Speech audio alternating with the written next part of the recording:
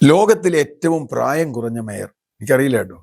അങ്ങനെയാണ് തിരുവനന്തപുരത്ത് 2020 അധികാരമേറ്റപ്പോൾ ആര്യ രാജേന്ദ്രൻ മേയറായി വന്ന് അപ്പോൾ ഉണ്ടായ ഏറ്റവും വലിയ പ്രഖ്യാപനം.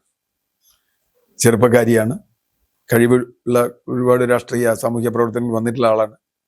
അതുകൊണ്ട് അവർക്ക് ജനങ്ങളിൽ വലിയ ഇംപ്രസീവ് തന്നെയായിരുന്നു. പരമ്പരാഗതമായ പല നേതാക്കളെയും വെട്ടിമാറ്റിക്കൊണ്ടാണ് ഈ ചെറുപ്പക്കാരി വരുന്നത്. തീർച്ചയായും യുവാക്കൾ രാഷ്ട്രീയത്തിൽ പ്രശോഭിക്കുന്നത് സന്തോഷിക്കുന്ന ഒരാളാണ് ഞാൻ. കാരണം യുവാക്കൾ വരണം, പുതിയ ആശയങ്ങൾ വരണം, പുതിയ രീതികൾ വരണം. പക്ഷേ CPM-ൽ വരുന്ന പല യുവാക്കളും പുതിയ ആശയങ്ങളൊന്നുള്ളവരല്ല പലരും. രാഷ്ട്രീയ പാർട്ടികളുടെ ഒരു പരിമിതിയാണത്. പുതിയ ആശയമുള്ളവരൊന്നും ഒരു രാഷ്ട്രീയ പാർട്ടിയിലും അങ്ങനെ വരാനും വഴിയില്ല. CPM-ൽ പ്രത്യേകിച്ചും വരില്ല. കാരണം അവിടെ അങ്ങനെ ആശയപ്രകാശനത്തിനൊന്നും പ്രത്യേകിച്ച് ആകുന്നില്ല. അതിൻ്റെ സംഘടനാ രീതി അതാണ്. പക്ഷേ 5 വർഷത്തെ ആര്യ രാജേന്ദ്രൻ്റെ പ്രവർത്തനത്തിൻ്റെ ബാക്കി പത്രമാണ് ഇപ്പോൾ BJP നേതാവായിട്ടുള്ള VV രാജേഷ് അവിടെ മേയറായിരിക്കുന്നത് എന്ന് ഞാൻ ഒറ്റ വാചകത്തിൽ പറയാം. ആര്യ രാജേന്ദ്രൻ മോശക്കാരിയൊന്നും ആണെന്ന് ഞാൻ പറയുന്നില്ല. പക്ഷേ അവരുടെ പക്വതക്കുറവ്, പാർട്ടി അവർക്ക് മേലിട്ട സമ്മർദ്ദം, അവരുടെ അറിവുകേട്, അഹങ്കാരം, ഇത് 4ഉം ആര്യ രാജേന്ദ്രന് വലിയ വിനയായി, അതുവഴി പാർട്ടിക്കും വിനയായി എന്നാണ് ഞാൻ കരുതുന്നത്. പാർട്ടിക്ക് നന്നായി തിരിച്ചറിഞ്ഞിട്ടുണ്ട്. കഴിഞ്ഞ തദ്ദേശ തെരഞ്ഞെടുപ്പ് കാലത്ത് നമ്മളൊക്കെ ചോദിച്ചൊരു ചോദ്യമുണ്ട്. തിരുവനന്തപുരത്ത് ഇടതുപക്ഷം വലിയ വികസനം കൊണ്ടുവന്നു എന്ന് പറഞ്ഞാൽ ആ കൊണ്ടുവന്ന മേയർ കുട്ടി എവിടെ പോയി എന്ന്, മേയർ കുട്ടി എവിടെ പോയി? അപ്പോഴാണ് പല കാര്യങ്ങളും വരുന്നത്. പാർട്ടി ജില്ലാ സെക്രട്ടറിക്ക് കത്ത് കൊടുക്കുന്നു, ഇവിടെ കുറെ ഒഴിവുകളുണ്ട്, ആ ഒഴിവുകളിലേക്കുള്ള പേരുകൾ നിർദ്ദേശിക്കണം. എന്താ PSC ആ പാർട്ടി? ആ കത്ത് പുറത്തു വന്നു. ഞാൻ എഴുതിയതല്ല എന്നൊക്കെ പറഞ്ഞു, അവരുടെ ഒപ്പാണെന്ന് പറയുന്നുണ്ട്. ആരെഴുതിയത് ഇന്ന് വരെ കണ്ടുപിടിച്ചോ? ഇല്ലല്ലോ. അവരറിയാതെ പോയതാവാം, ഞാനല്ല എന്ന് പറയുന്നില്ല, പരിചയക്കുറവുകൊണ്ടൊക്കെ ആവാം. പാർട്ടിക്കാരിട്ട് വരട്ടിയിട്ടുണ്ടാവും. ഇപ്പൊ ഒരു വലിയ സ്ഥാനവും കിട്ടി, പിന്നെ എന്ത് ചെയ്യും? അതുകൊണ്ടാണ് ഞാൻ പറഞ്ഞ പക്വതയില്ല, രാഷ്ട്രീയ പാർട്ടിയുടെ സമ്മർദ്ദം. മറ്റൊന്ന്, അവരൊരു വലിയ നാടകം നടത്തി.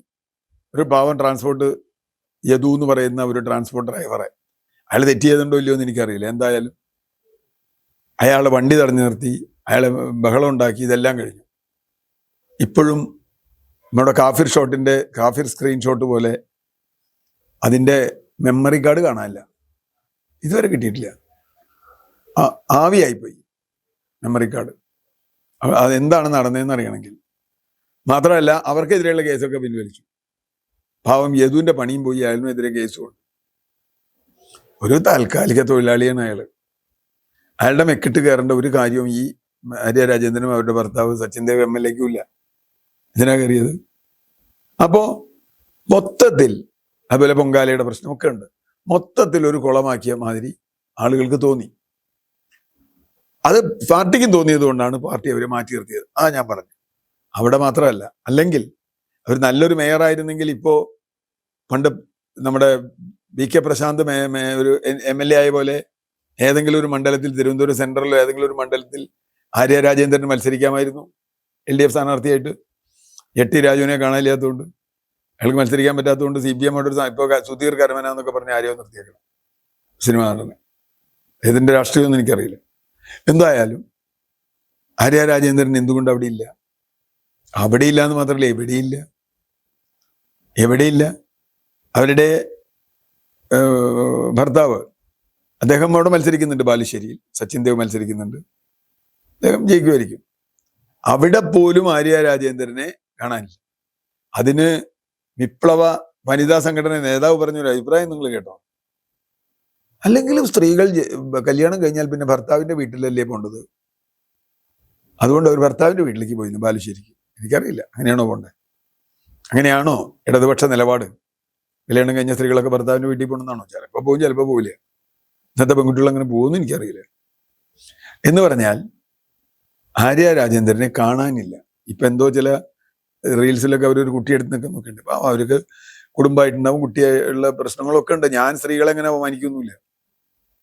ഈ സ്ത്രീകൾ രാഷ്ട്രീയത്തിൽ നിന്ന് ഒഴിഞ്ഞു പോകുന്നതിന് പ്രധാന കാരണം കുടുംബം എന്ന് പറഞ്ഞ ഒരു ഇടപാട് തന്നെയാണ്. ഭർത്താവും ഭാര്യ രാഷ്ട്രീയ പ്രവർത്തനമാണെങ്കിൽ ഭർത്താവിന് വേണ്ടി ഭാര്യ ഒഴിഞ്ഞു കൊടുക്കും. അല്ലാത്ത അപൂർവ സ്ഥലങ്ങളൊക്കെ ഉണ്ട്. ഇപ്പോൾ വൃന്ദ കാരാട്ടിൻ്റെ ഒക്കെ പോലെയുള്ള ആളുകൾ രണ്ടുപേരും സ്വതന്ത്രമായി, പക്ഷെ അവർക്ക് കുടുംബം അങ്ങനെ കൊണ്ടുനടക്കാൻ പറ്റില്ല.